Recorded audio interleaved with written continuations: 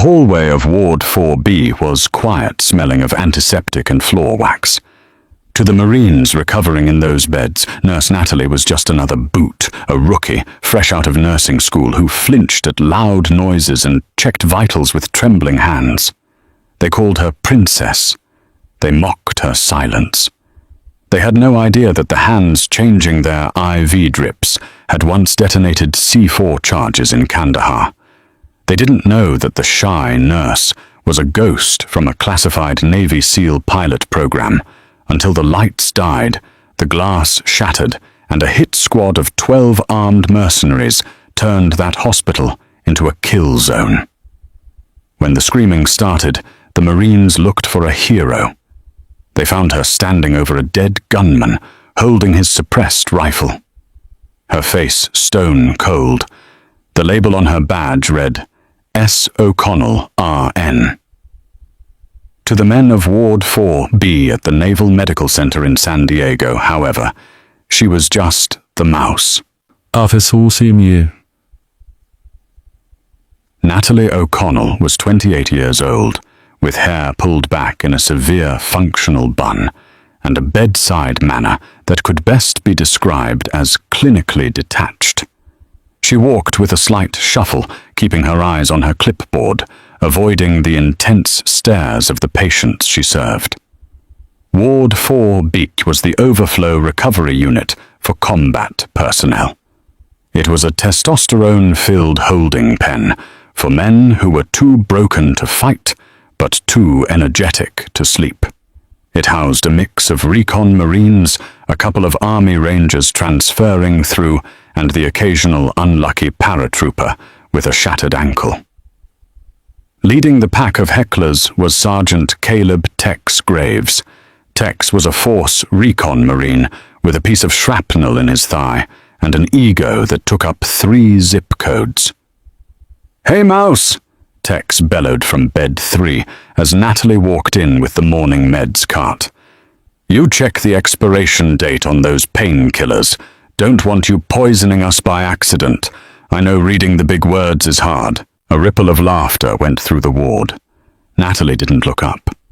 She adjusted the dosage on the pump next to bed 2, where a quiet kid named Private Jimmy Rinaldi lay recovering from an IED blast that had taken 2 of his fingers. "Your blood pressure is up, Sergeant Graves," Natalie said softly, her voice barely carrying over the hum of the air conditioning. "Try to relax." "I'd relax if we had a nurse who knew the difference between a saline drip and a tear duct."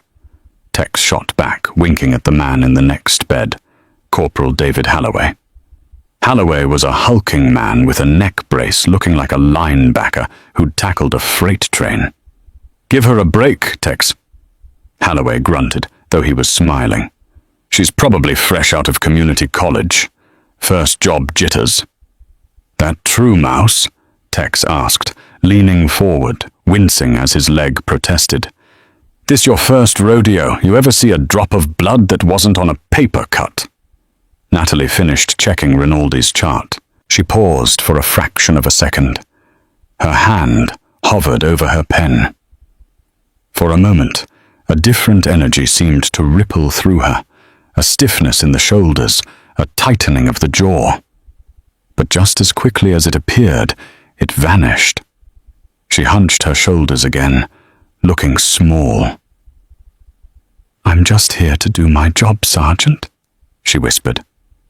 Yeah. Just make sure you don't faint when you change my bandages later." Tex sneered. "I've got scars that look scarier than your boyfriend." Natalie moved to the next room, the laughter of the Marines following her like a bad smell. Out in the hallway, she leaned against the cold tile wall and exhaled a long, slow breath. She counted backward from 10. 10. 9. 8. Her hand wasn't trembling because she was scared. It was trembling because of the adrenaline she was forcing herself to suppress. If Tex Graves only knew. If he knew that the community college she attended was actually BUD/S Class 294, where she had been one of 2 women in a highly classified experimental integration pipeline, a program so off the books that the Pentagon denied it existed. If he knew that the scars he bragged about were child's play compared to the burn marks on her back from a botched extraction in Yemen. She wasn't Natalie the nurse to the Naval Special Warfare Command. She was Trident Actual.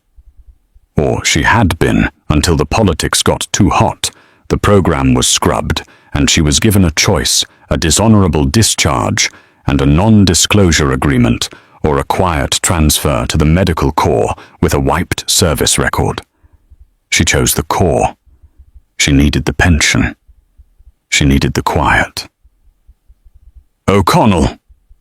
The sharp voice of the head nurse lieutenant commander, Brenda Miller, snapped Natalie back to the present. Miller was a bureaucrat in scrubs, all rules, no empathy. "Yes, ma'am?" "Stop loitering.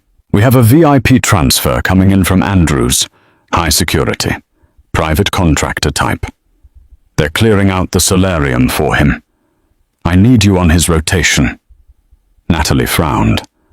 "Why me? Usually Lieutenant Evans takes the VIPs.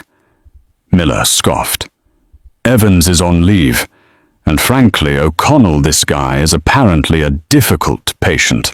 You're passive. You won't argue with him. Just keep his head down and his mouth shut. Security is tight on this one. Marshals and private security." "Who is he?" Natalie asked. "Name's Kincaid. Some PMC contractor who got shot up in Venezuela. That's all you need to know."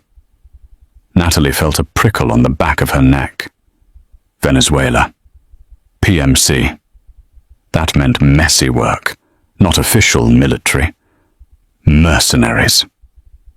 "Understood," Natalie said.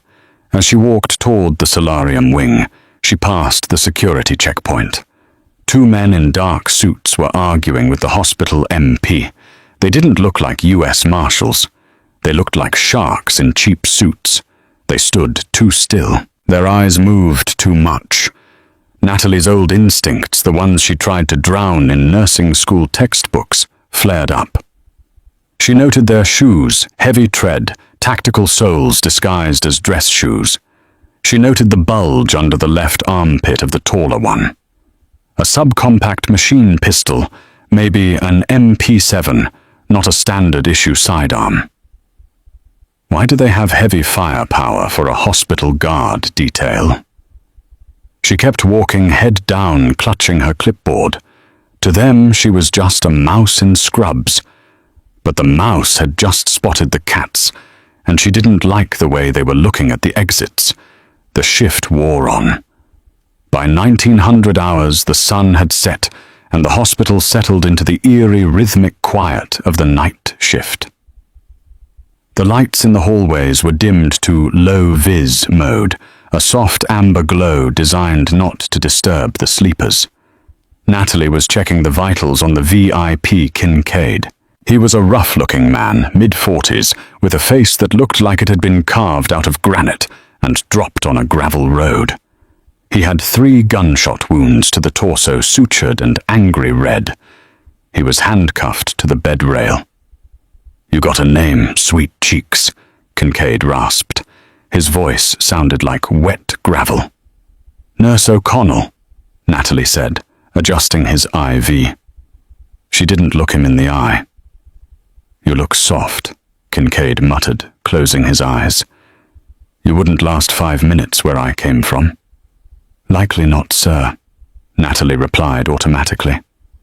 "They're coming, you know," Kincaid whispered. The sudden shift in his tone made Natalie freeze. She looked at him. His eyes were open now, sharp and lucid. The drug haze was gone. "Who?" Natalie asked quietly. "My old partners. The company," Kincaid said. "I know too much. About the accounts, about the senator. They aren't going to let me testify next week. Natalie checked his heart rate monitor. It was steady. He wasn't hallucinating. "You're safe here, Mr. Kincaid. There are federal agents outside your door." Kincaid laughed, a dry, hacking sound. "2 suits and a kid with a badge lady the team they're sending. They eat feds for breakfast. They'll cut the power, then the comms, then they'll breach from the stairwell and the elevator simultaneously. It'll be a slaughter." Natalie stared at him. He was describing a classic Tier 1 direct action breach. Cut power, jam comms, dual entry points, speed surprise violence of action. She finished her rounds and stepped out of the room. The 2 marshals she had seen earlier were gone, replaced by a single, bored-looking MP reading a comic book. Where did the suits go? Natalie walked back to the nurses' station in Ward 4B. Tex Graves was awake, watching a football game on a tablet, with the volume too high. "Hey, Mouse, can I get some Jell-O, the green kind? And don't trip on your own feet getting it," Tex yelled. Natalie ignored the insult. Her mind was racing. She walked over to the main computer terminal. She wasn't authorized to access the building's security schematics, but she knew the admin password because she'd watched Dr. Henderson type it in 3 weeks ago. Blue Parrot, 1985.